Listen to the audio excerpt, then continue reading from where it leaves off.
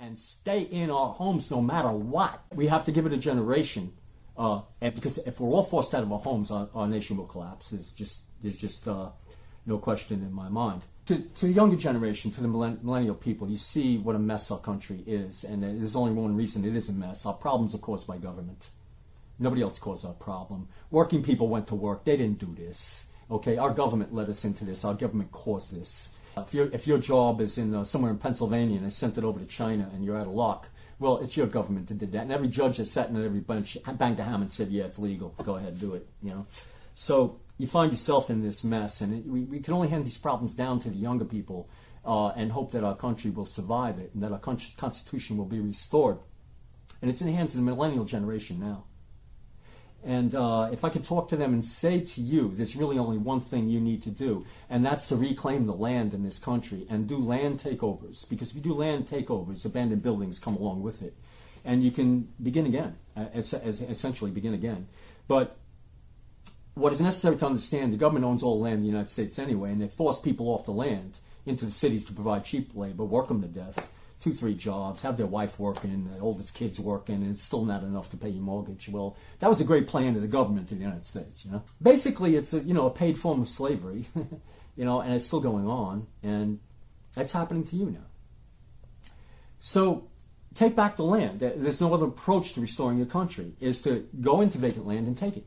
If it's not occupied by human beings, go and take it.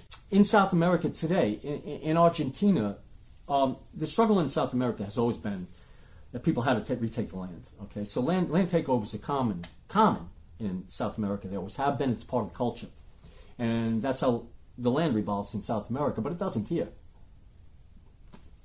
In Argentina, working people have taken over abandoned factories, and they keep them. But when they take over a factory, their motto is take over, produce, and a third word which I can't recall. But take over and produce, not just take over, but take over and produce. So to the young generation, if you choose to do land takeovers in our country, because we're all forbidden off the land, you know, it's all preserves, you know, government preserves, you know, where they'll preserve some wild animal, but they won't preserve a human being on all this land, you know. So if you divide the whole United States from the Pacific coast to the Atlantic coast in 10-foot square boxes, well, the United States government owns it all of it. Every 10-foot square box in the United States from the Atlantic Ocean to the Pacific. The federal government owns it, state government owns it, local village government owns it. They claim they own it all. They want more. You know, your job is to take it back from them and make them get out there and get jobs, just like you. In this country today, 25 to 30 million people hold a government job. Okay, every Friday they get paid. And the government payroll on every Friday is what broke the back of this nation. The great Dr. Martin Luther King said in 1968, it's capitalism for you, socialism for them. They sit in air-conditioned rooms. They don't work with their hands. Basically, they sit around and do nothing and get paid. And when one retires in 20 years, you have to pay his pension until he dies at 94. This was handed to you, the millennial generation. That's on your back. That's what was built for you. Right? You have to force them out of government and force them into jobs. Arnold Schwarzenegger did it as governor of California. He fired 20,000 government workers. And the only reason he didn't fire 100,000 of them is because it would have created a different form of public welfare. If you work for government, you receive a welfare check. Okay, you sit around and receive, you produce nothing and create nothing, you build nothing, you do nothing, you don't work, and you collect a government welfare check. There are now 30 million of you. If you each have 2 children, it's 90 million people in this country. Right? You're supporting and feeding 90 million people, and they're giving nothing back to you. They're not working. They're sitting on their ass all day collecting government welfare.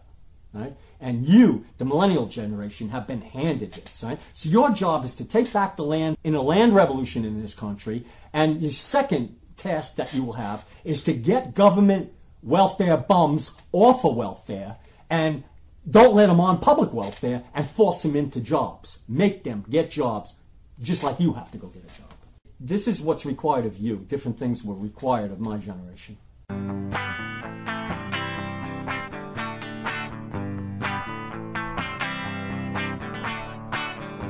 average American people are losing everything.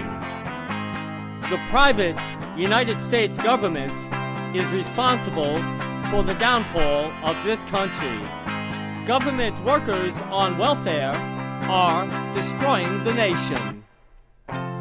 The total population of United States government workers exceeds 20 million people that have formed their own country, and you are not a member of their country. You are not a member of any country anymore. You are on your own.